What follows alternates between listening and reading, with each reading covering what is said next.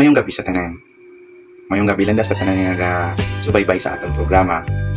Sa sini nga gabi, may ara naman kita sang isa ka letter sender na nagpadala sang sulat niya para tagahan naton sang advice. Ini siya isa man ka-follower naton, kag gusto man niya ibahagi ang iyang eksperyensya sa iyang kabuhi kag iyang problema. Ani, before kita tanay magbasa sang iyang letter, gusto lang na ako na mag-shoutout sa aton mga avid followers nga naga-suporta gid sa aton. Gusto ko lang i-shoutout si Ma'am Jermel Jean De Jose and family, si Sir Fernando Aponyo and family nga ara sa Lunoy, si Ma'am Vic Vic Andaya and family, si Sir Arnel Cargando and family, Baldos Tamon family from Iloilo, si Ma'am Cherry Alcurano and family, at si Ma'am Nena Bisana Asarcon and family. Shoutout sa inyo, mayong gabi lang sa tanan. Okay, istoryahan na natin subong kag pag-umpisahan ko na ang nagpadala sa aton sa iya nga problema. Madamo gid nga salamat sa nagsubaybay sa aton na programa ang palautwasan. Kung sa diin ang inyong mga problema tagaantas ang kaatagan, pamaagi sa aton advice. Sa subong nga gabi, pag-usahon naton ang sulat nga ginpadala sa aton isa ka follower nga ihinago lang naton ang iyang pangalan kay Marites.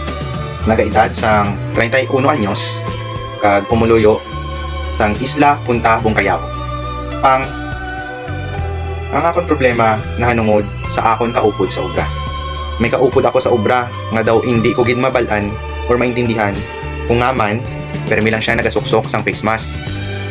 Maskin ginleave na ang aton nga pagsuksok sang face mask, siya permi lang gyapon nagasuksok sang face mask.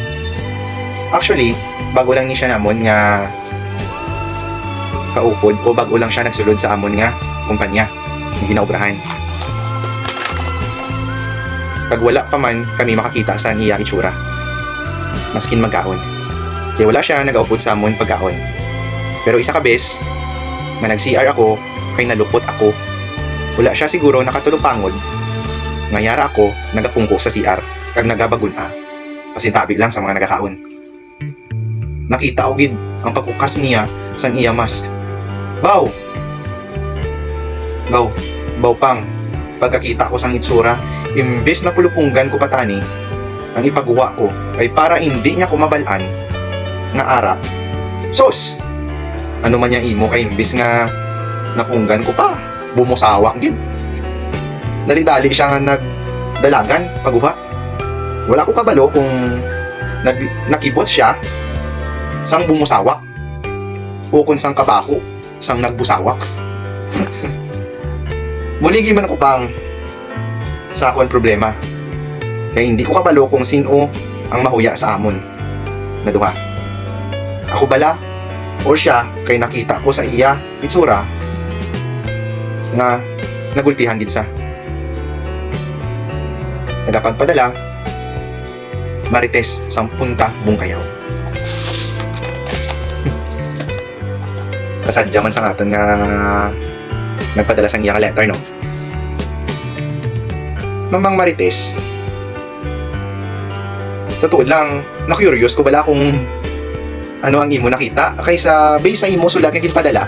Wala ka man naghambal kung ano gid ang imo nakita nga ano bala, gwapa bala ning itsura niya, may bangkil bala, may pustiso bala o wala sa bala pustiso nga nanging kaundan sang imo nga pagpugong-pugong sang imo nga inugpagawa bumusawak gid ya.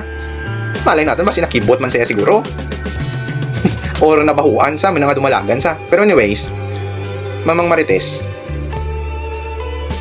siguro ikaw na lang mismo ang mag-take initiative nga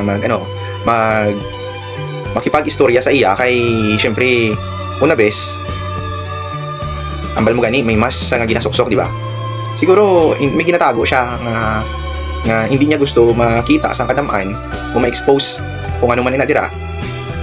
Pero sa ito nga time, wala siya kabalo nga aragal ikaw. nagabulubagon na adra eh.